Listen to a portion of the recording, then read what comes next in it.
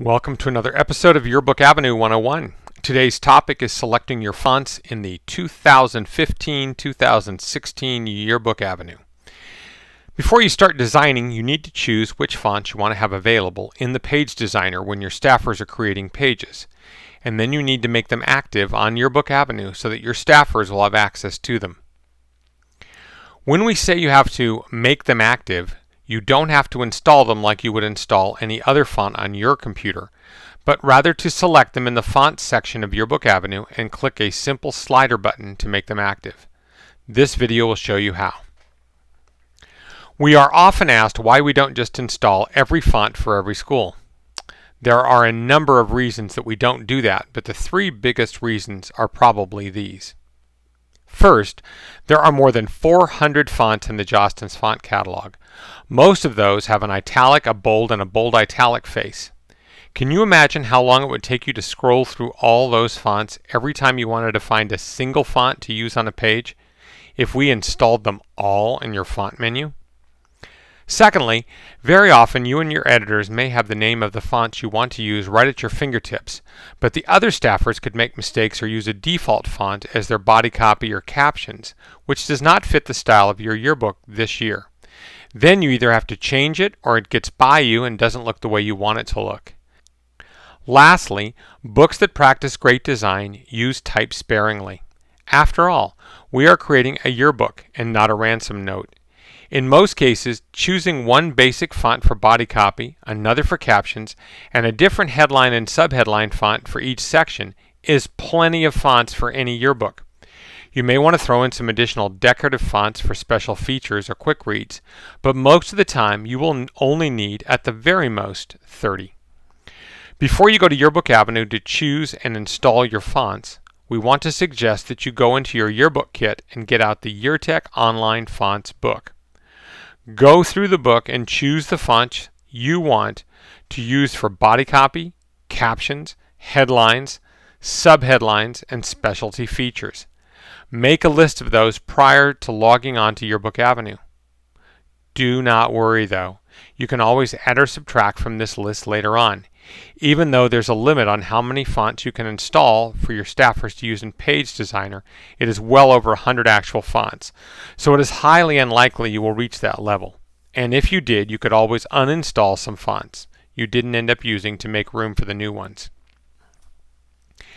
If you can't find your copy of the Jostens font book from your yearbook kit, go to Yearbook Avenue, choose Fonts from the Plan menu.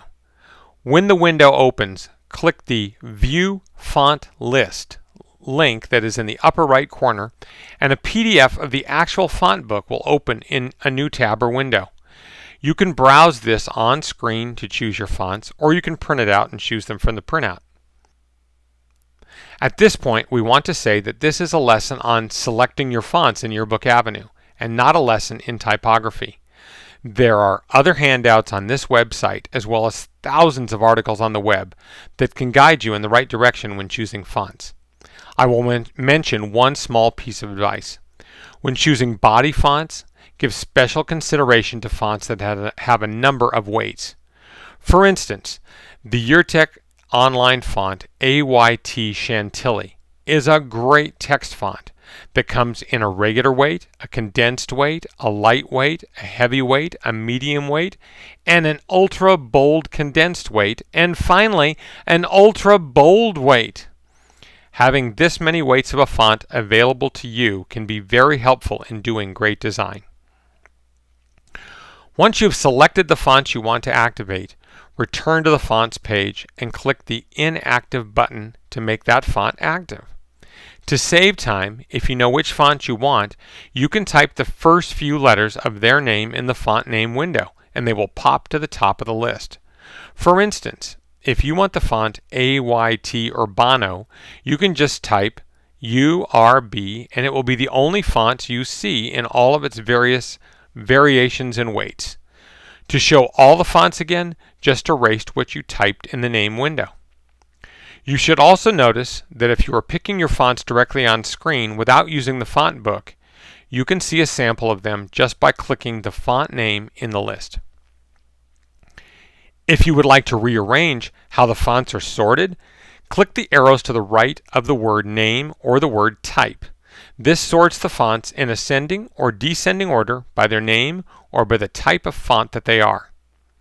And speaking of type of font, if you only want to see one of the types of fonts, for instance decorative fonts, then from the Type drop-down menu choose Decorative or Body.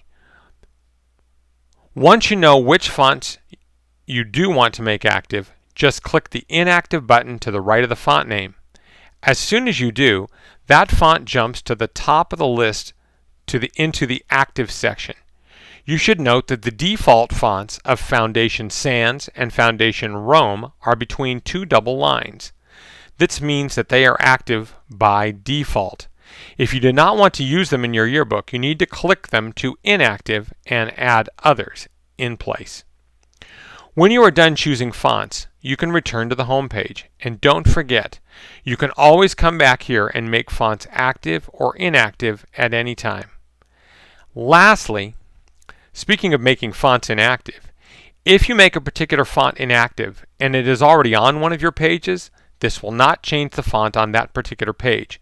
It will remain as it was with the inactive font still in place.